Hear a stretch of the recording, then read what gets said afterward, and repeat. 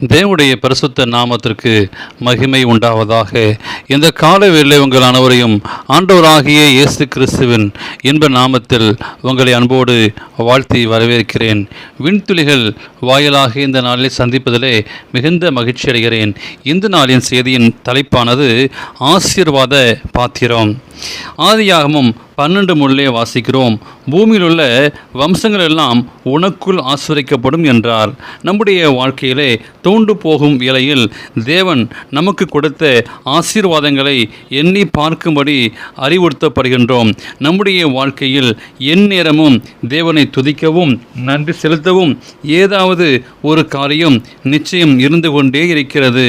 தேவன் தந்த ஆசீர்வாதங்களை எண்ணி பார்ப்பது முக்கியமானதாக இருந்தாலும் ஏன் இந்த ஆசீர்வாதம் எனக்கு அளிக்கப்பட்டிருக்கிறது? தேவன் ஆபிரகாமை அழைத்து நான் கேள்விப்பட்டிராத ஒரு புதிய தேசத்திற்கு பிரயாணம் செல்ல கூறுகின்றார். அதற்காக தேவன் ஆபிரகாமையும் அவன் சந்ததியும் ஆசீர்வதித்தார். நம்மிடம் தேவன் ஒரு வேலையை கொடுத்தால் நாம் என்ன எதிர்பார்ப்போம்?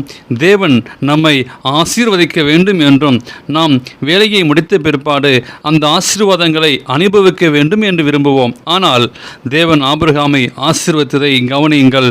நான் உன்னை பெரிய ஜாதியாக்கி உன்னை ஆசீர்வதித்து உன் பேரை பெருமைப்படுத்துவேன். நீ ஆசீர்வாதமாயிருப்பாய். உன்னை ஆசீர்வதிக்கவளை ஆசீர்வதிப்பேன், உன்னை சபிப்பவர்களை சபிப்பேன் என்றார். பூமியில் உள்ள வம்சங்கள் உனக்குள் ஆசீர்வதிக்கப்படும் என்றார். ஆபிரகாம் சகலருக்கும் ஒரு ஆசீர்வாதமான நபராக இருந்தார். இது மெய்யான ஒரு ஆசீர்வாதம்.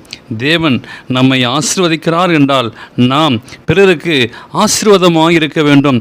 ஆண்டவர் நமக்கு கொடுத்தப்பட்ட ஒரு அதிகாரத்தையோ அல்லது தலைமைத்துவத்தையோ நம்மளால் முடிந்தால் மற்றவர்களுக்கு உதவி செய்ய வேண்டும் என்பதற்காகவே நமக்கு கொடுக்கிறார். அநேகர் சுயநலை சிந்தையோடு நாம் ஆசீர்வாதங்களை வைத்திருப்போமானால் எந்த பிரயோஜனமும் இல்லை. நம் பாத்திரம் நிறைந்து காணப்படுகிறதா? அதிலிருந்து பிறருக்கு ஊற்றி கொடுக்கிறோமா அல்லது நமக்காக மட்டும் நாம் வைத்துக் கொள்கிறோமா? நீங்கள் உங்களையே முழுவதுமாக தேவனுக்கு தத்தம் செய்தீர்களா?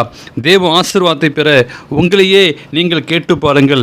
தேவ ஆசீர்வாதத்திலிருந்து ஒன்றும் நாம் தடுக்கக்கூடாது. முடிந்தால் நம்மளால் இயன்ற மற்றும் மற்றவர்களுக்கு உதவி செய்ய வேண்டும். அதனால்தான் ஆண்டவர் நமக்கு பெரிய பொறுப்பை கொடுத்துள்ள அநேகர் என்று மற்றவர்களுக்கு உதவி செய்ய முன் வருவதில்லை. எனவே தேவனுக்கு பிரியமான பிள்ளைகளே, நீங்கள் பொறுப்பை பெற்று நீங்கள் ஆசீர்வாதத்தை பெற்று நீங்கள் மற்றவர்களுக்கு உதவி செய்யுங்கள். நிச்சயமாகவே அவங்களில் உள்ள அந்த பாத்திரம் ஆசீர்வாதமான பாத்திரமாக அமையத்தக்க தேவன் கிருபை செய்வாராக. இந்த நாளின் செய்தியை கேட்ட உங்களையும் இந்த நாளை பிரத நாளையும் திரும்ப நாளை காண்கிற பிள்ளைகளை தேவன் தாமே ஆசீர்வதிப்பாராக.